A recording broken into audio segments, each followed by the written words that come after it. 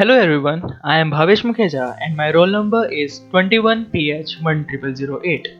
And for my second DIY assignment, I have created a very interesting project that I have named as Digital Music Keyboard.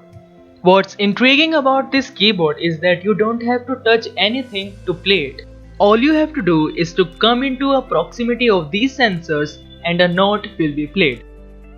So let's see what are the components of this project and how does it work.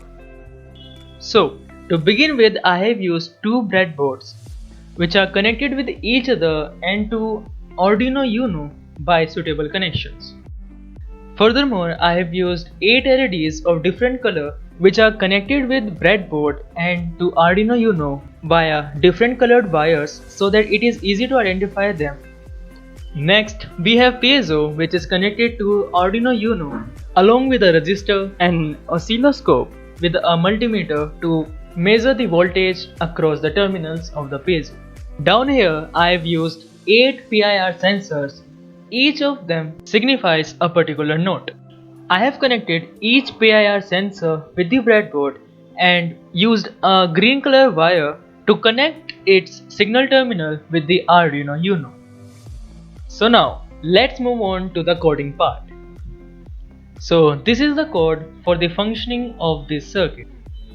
So for this code I have created 8 variables named as PIR 1, 2, 3, 4 and so on.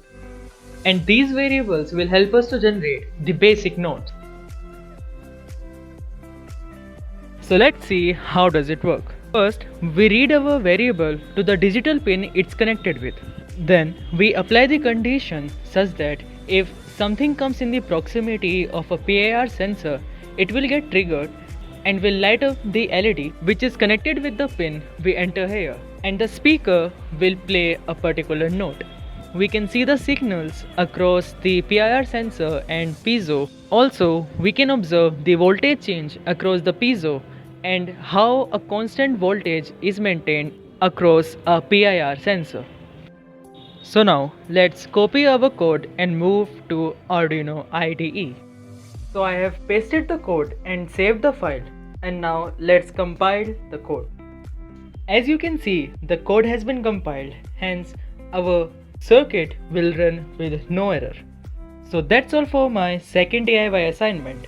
I hope you liked it, and I will leave you with the demonstration of my project Digital Music Keyboard.